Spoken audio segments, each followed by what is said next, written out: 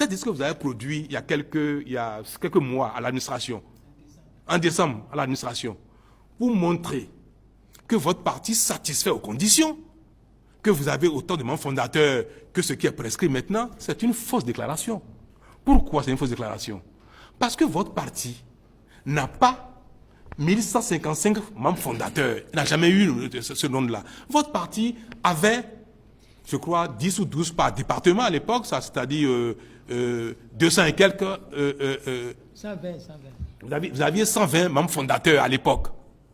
En 2018, vous n'avez pas dissous le parti. Vous n'avez pas recréé le parti. Donc le nombre de fondateurs n'a pas pu changer. Vous avez toujours 100 et quelques membres fondateurs. Mais vous avez aujourd'hui des partisans, pas des partisans, des membres, qui font peut-être 1000, 2000 peut-être. Mais quand vous écrivez liste des membres fondateurs et qu'il faut 1000 et quelques, c'est une fausse déclaration. Ce document est une fausse déclaration. Non. Je vais vous expliquer. Oui, M. Azalaï. Merci, Monsieur le Président. Vous savez, nous sommes ici dans du terre-à-terre. J'ai créé un parti politique en respectant la loi en vigueur en 2006. Cette loi parle de collège départemental. Personne ne peut distinguer de commune dedans. Quelqu'un qui va distinguer de commune dedans est un alchimiste. C'est un sophiste. Il n'existe pas. Je veux troubler l'ordre. On ne peut pas trouver, c'est-à-dire, je produis une liste départementale de l'Atlantique et on trouve que c'est Z. Quoi? On va trouver. C'est faux. On me dit aujourd'hui, le collège départemental n'existe plus. Je ne produirai plus jamais une liste parlant de collège départemental. La loi l'interdit. La loi dit, vous vous conformez et dans un délai de 6 mois qui termine le 17 mars. Alors, vous allez faire désormais un collège communal.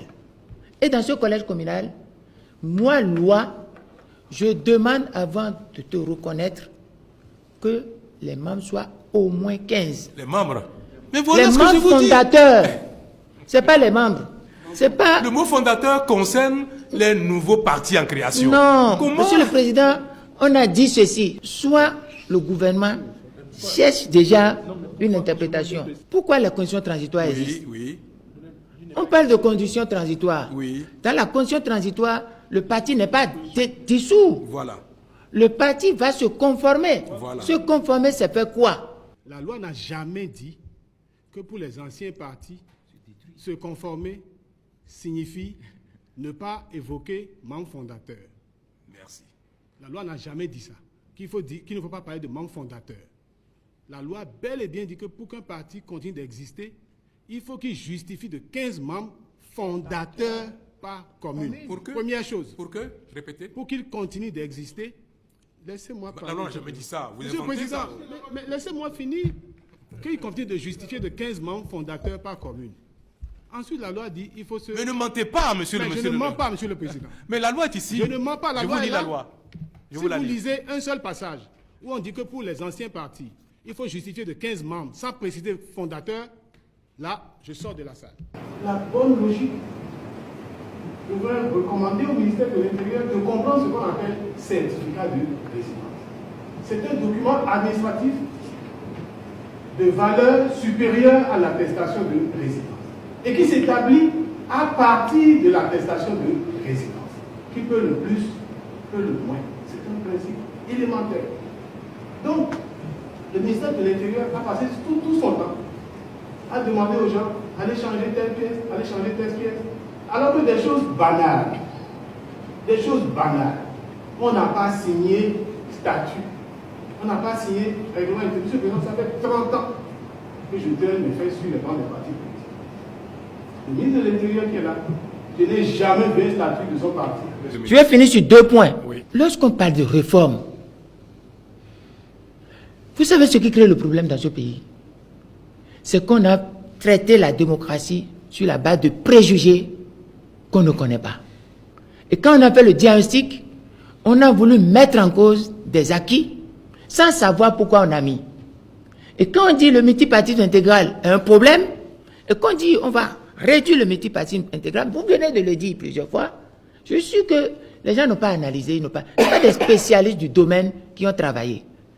Vous savez, vous voulez réduire, vous voulez corriger quelque chose, mais pas des moyens de perversion. Quand vous voulez réduire quelque chose, je vais traiter un mal.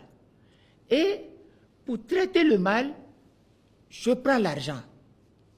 Or, nous savons bien que tout ce qu'on veut traiter par l'argent est mal traité. La réduction, c'est ça. Et on l'a fait quand? On fait cette réduction à la veille d'un scrutin. Il n'est pas bon que nous projetons l'image qu'on fait des élections sans l'opposition. Ce n'est pas bon, c'est inadmissible. Faire les élections sans l'opposition, ça ne peut pas se faire. Le message principal que je veux vous lancer, c'est ça. Le deuxième message, c'est qu'il y a trop de choses. C'est étudié dans le sens punitif. Et on voit le caractère punitif de l'étude, de l'examen des dossiers. Lorsqu'on finit et que c'est propre, on va chercher encore, on va chercher d'en chercher, et on continue, et on finira toujours par dire, ça ne va pas. Cet examen punitif de la loi n'est pas bien. C'est pourquoi on disait, il faut que nous nous asseyons. Ce n'est pas vous, ce n'est pas nous, c'est tout le monde.